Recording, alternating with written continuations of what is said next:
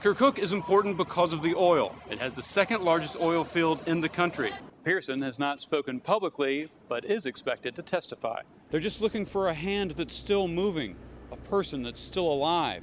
Hurricane Emily will likely knock down trees and cause some power outages. City services under Saddam Hussein weren't perfect, but they worked more often than not.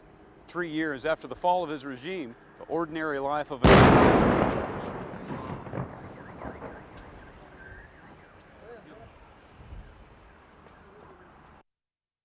These Iraqi students have learned an important lesson in school. Don't go into the playground. That dark brown water you see there is raw sewage. Fatima Amin says sometimes we fall into the sewage water and we get diseases. That's what happened to 14-year-old Metki Hashim. Says he became disfigured after drinking and washing with the dirty water of his village. City services under Saddam Hussein were not perfect, but they worked more often than not. 3 years after the fall of the regime, the ordinary life of an Iraqi citizen is getting harder. Garbage collects in the street, and electricity is only available for hours at a time. The rest of the time, they're forced to pay generator operators, like Saeed Lafta. His generator powers about 200 houses because the city power grid fails more than it works. The daily violence has taken a toll on U.S. forces, but it's also delayed vital infrastructure projects, eroding support for the U.S. in the hearts of the everyday Iraqi.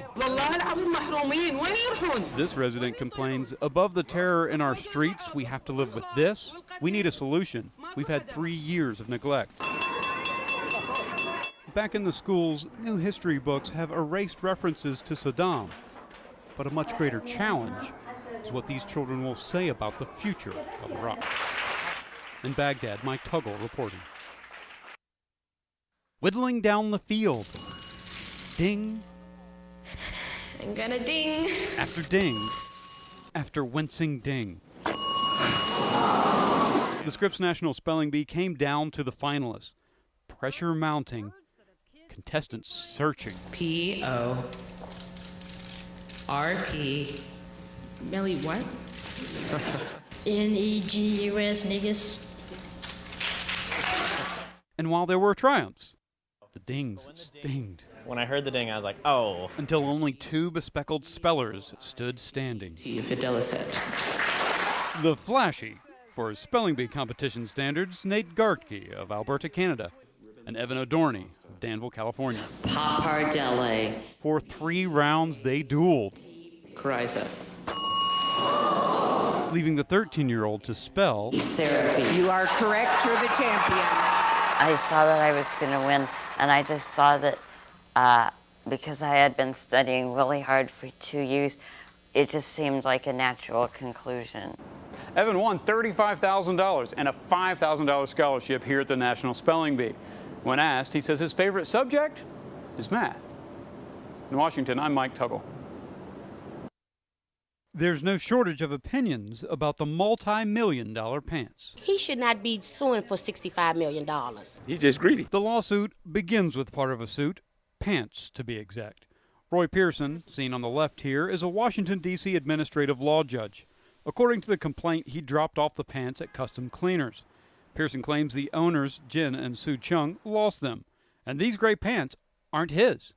When he complained, Pearson says the Chungs wouldn't honor their satisfaction guaranteed sign. He's alleging fraud, suing for $54 million.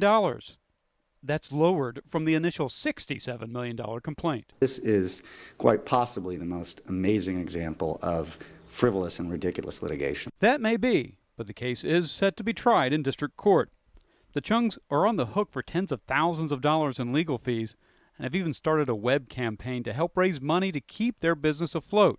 A nonprofit group, American Tort Reform, wants Pearson fired from his job as a judge. We'd even consider raising the money to buy him a new suit. The Chung's attorneys say they've offered to settle for $12,000, but Pearson's declined the offer. Some customers say even that's outrageous. I asked him to replace the pen, that's it. Legal experts say there is legal merit to this case. Pearson has not spoken publicly, but is expected to testify. In Washington, I'm Mike Tuggle.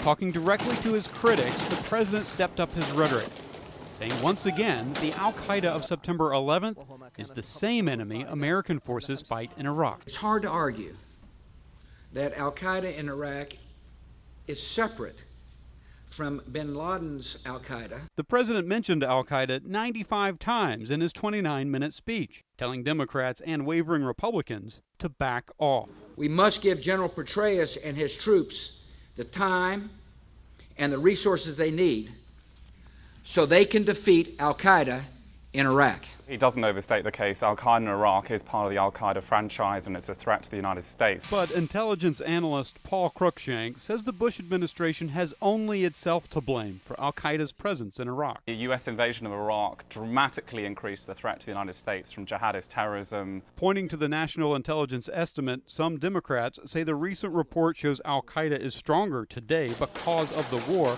and called again for troop withdrawal. Our presence in Iraq is attracting forces to al-Qaeda. Al-Qaeda gets stronger because we're there, Mr. President, not weaker. In a recent poll by nearly 2-1, Americans say that an increase in troops will not improve security in Iraq. In Washington, I'm Mike Tuggle.